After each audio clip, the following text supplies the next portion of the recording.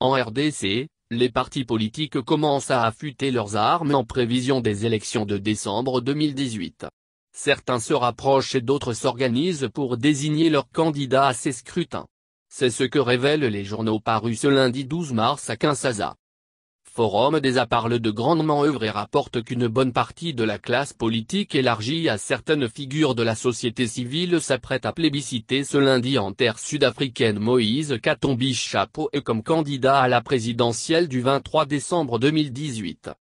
Se considérant comme le capitaine d'une équipe qui veut gagner, l'ancien gouverneur du Katanga sera porté par une plateforme électorale dénommée Force du Changement, renseigne le tabloïd, estimant que chez les katumbistes, les choses sérieuses ont donc commencé. Et pendant que la grand-messe pro-Katumbi se déroule au pays de Mandela, à Kinshasa, Félix-Antoine Tshisekedi faisait officiellement acte de candidature à la tête de l'UD, relève le confrère, se demandant si c'est une simple coïncidence ou carrément le choc des agendas. Un autre rapprochement à signaler dans l'arène politique congolais, c'est celui du PALU d'Antoine Gizanga et du MLC de Jean-Pierre Bamba. Un communiqué de presse publié vendredi dernier a révélé le rapprochement entre les deux formations politiques, lit-on dans les colonnes du journal L'Avenir qui s'interroge alors, est-ce la fin du couple PALU-MPR ? Est-ce vrai que le président Joseph Kabila est lâché par le vieux Antoine Gizanga Fondji ? Est-ce normal qu'un parti libéral, en l'occurrence le MLC, convole en juste noces avec un parti de gauche, notamment le PALU ?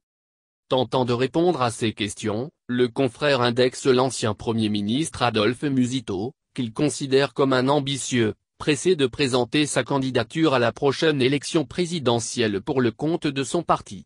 Et dans cette lancée, l'alliance MP-PALU allait représenter un frein, analyse le quotidien. Qu'info.k ne porte pas de gants.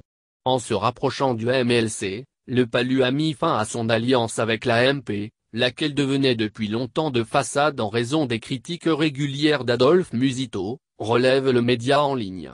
Commentant cette valse des partis et regroupements politiques, le site d'analyse et d'info en vient à la conclusion que les élections vont avoir lieu cette année. Pour s'en convaincre, le média en ligne relève le fait que les grandes formations politiques de l'opposition qui se battaient jusque-là dans la rue pendant de longs mois, se sont soudainement mobilisées sur le thème des élections.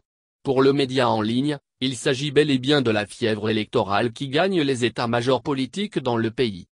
Le potentiel de son côté note que l'opposition se met finalement en ordre de bataille, raffermi dans son combat par l'éveil planétaire sur l'urgence de faire partir le président Kabila pour faire avancer la RDC. De l'avis du journal, les rapprochements signalés ce week-end entre partis politiques de l'opposition sont la preuve de l'existence au sein de l'opposition d'un consensus autour d'une évidence, le départ du président Kabila. Et pour y arriver, le jeu des alliances jouera un rôle déterminant durant les élections du 23 décembre, croit savoir le quotidien. La Prospérité constate aussi que la fièvre digne de toute période préélectorale commence à s'emparer de la scène politique RDC. Résumant l'actualité politique du week-end, le journal dit avoir noté des alliances massives officielles et officieuses ainsi que divorces sur fond de divergences de vues, du ' je t'aime moi non plus ' ou encore d'apostrophes coulées sans nous '.